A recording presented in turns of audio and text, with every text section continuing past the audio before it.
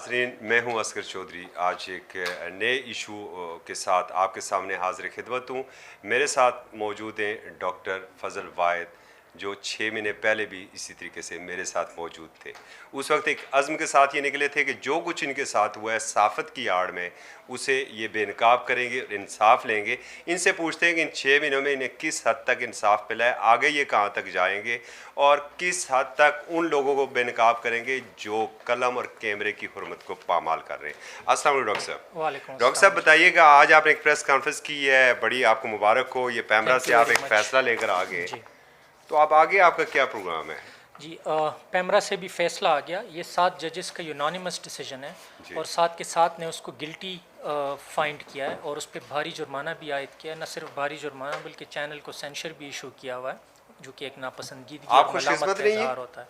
कि पार्लियामेंट यहाँ पर कुछ नहीं कर सकी है। जब पार्लियामेंट के अंदर एक बंदा पिस्टल लेके आता है और उसने पूरी पार्लियामेंट को ख़तरे से दो चार कर दिया था, वो पार्लियामेंट तो कुछ नहीं कर सकी, आप कम अज़ कम एक फ़ैसला तो लेकर आ गए। जी, मैं सिर्फ ये एक फ़ैसला नहीं लेकर आया, मैं ज़िली इंतज़ामिया से भी एक फ़ैसला लेकर आया हूँ, पैमरा से भी फ़ैसला लेकर इसमें आया। मुश्किलात क्या हुई आपको? आसानी से मिल गया मुश्किलात आपको ये नहीं नहीं, ये फ़ैसला? मुश्किलात तो इसमें मुझे ज़दकोप होना पड़ा, मुझे इसमें हरासमेंट का भी सामना करना पड़ा, मुझे धमकियों का सामना करना पड़ा, मुझे केसेस से पीछे हटने के लिए इंसिस्ट किया गया। लेकिन डेफिनेटली ना मैं डरा, ना मैं झुका और दिन रात की दर बदर की ठोकरें खाने के बाद मैंने ये फ़ैसला, आप इसको कह सकते हैं कि मैंने ये फ़ैसले छीने हैं उनके मुँह से। पैमरा चेयरमैन ने तशद्दुद और ज़दकोप तक किया, लेकिन मैं पीछे नहीं हटा और आखिर में उनको डिसीजन पे साइन करना पड़ा। नहीं, कोई आपको महसूस हुआ कि एक आम आमल साफ़ी जो सिर्फ अपने कलम की हुर्मत के लिए दिन रात दिक्के खाता है, सिर्फ खबर के पीछे जाता है, वो और एक एंकर के दरमियान क्या फ़र्क है?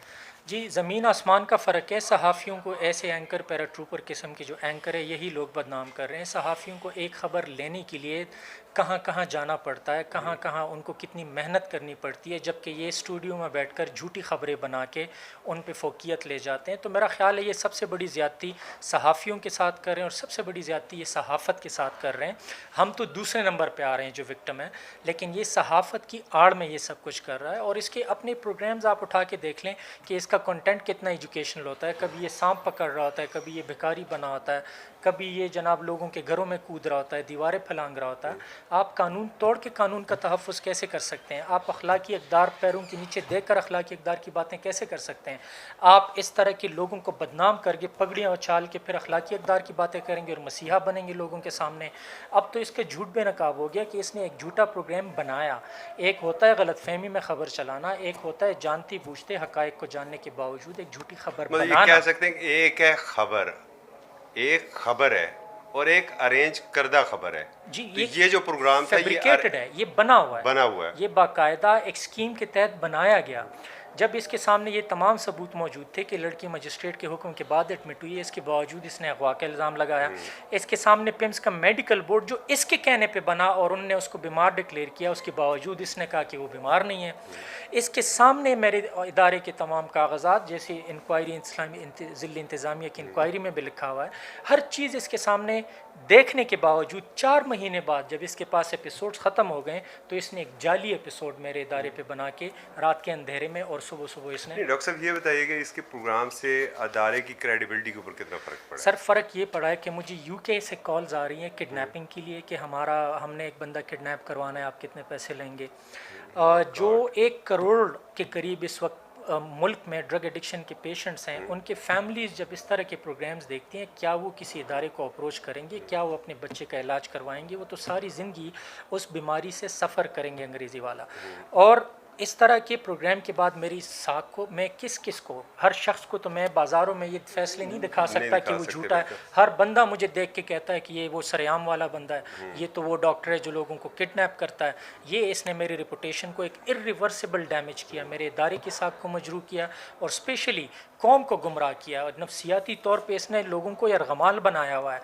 ये खबर बना के इस तरीके से पेश करता है कि लोग उस पर यकीन, परसेप्शन बिल्डिंग है, ये इंटेलेक्चुअल टेररिज्म है, इंटेलेक्चुअल करप्शन है। ये जो सारी सूरत हाल थी, क्या इस हवाले से आपने मुल्क भर के जो प्रेस क्लब्स हैं या Pakistan federal union of journalist है, उसे भी आपने कोई लेटर सर वगैरह लिखा है कि यार मैंने ये क्या हो रहा पिछले है प्रेस सहाफत की क्लब आड़ में? में आके प्रेस कॉन्फ्रेंस किया, इसने उस प्रेस कॉन्फ्रेंस को भी जाली और नाम नहाद कह दिया, इसने नेशनल प्रेस क्लब इस्लामाबाद को भी नाम नहाद जाली कह दिया, इसने उस टीवी चैनल को भी नाम नहाद जाली कह दिया जिसने मेरा प्रोग्राम अपलोड किया, इसने उन सहाफ़ियों की भी नाम नहाद जाली का जिनने मेरी खबर देखिए चलाई। हमें तो उससे सर्टिफिकेट लेने की ज़रूरत नहीं है ना। एग्जैक्टली जी। अच्छा ये बताइएगा कि आप आगे आपका क्या प्रोग्राम है, इंसाफ के लिए आखिरी हद तक आप कहाँ तक जाएंगे? देखें, 2 फोरम से तो मुझे फ़ैसला मिल गया और बाकी तमाम फोरम से इंशाल्लाह मैं फ़ैसला लूँगा, इसको गिल्टी डिक्लेयर करवाऊँगा और कौम के सामने मैं एक एक फ़ैसला लेकर आऊँगा, इसको मैं बेनकाब करूँगा जब तक ये टीवी पर कौम से मुझसे माफ़ी नहीं मांग लेता और ये इकबाल जुर्म नहीं करता कि मैंने क्यों ये झूठा प्रोग्राम किया, तब तक मैं पीछा नहीं छोड़ूंगा। 7 महीने गुजर गए, मेरी दिन रात की मेहनत और कोशिश के बाद मुझे 2 फोरम से फ़ैसला मिला। लोगों को 20-20 साल लग जाते हैं, फ़ैसले नहीं मिलते, लेकिन बाकी फोरम से भी मैं इंशाल्लाह फ़ैसला लेकर रहूँगा और मैं इसको बेनकाब करके रहूँगा मुल्क के साथ। बहुत बहुत शुक्रिया डॉक्टर साहब। नाजरीन, ऐसे प्रोग्राम जो होते हैं वो हमारे लिए जो कलम के तक़द्दुस पर सारी सारी अपनी ज़िंदगी कुर्बान कर देते हैं।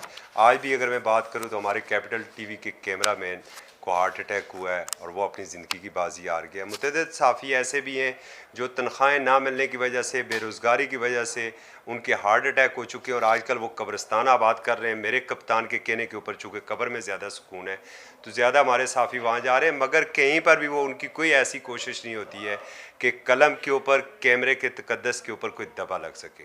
हमें इंतहाई अफसोस होता है जब कोई ऐसा शख्स जो हमारा नाम इस्तेमाल करता है और मार्केट में हमें बदनाम होना पड़ता है। मैं डॉक्टर साहब को मुबारकबाद पेश करता हूँ और आगे भी इनके लिए मैं वेल विशर हूँ कि अल्लाह करे इन्हें आगे भी इंसाफ मिले।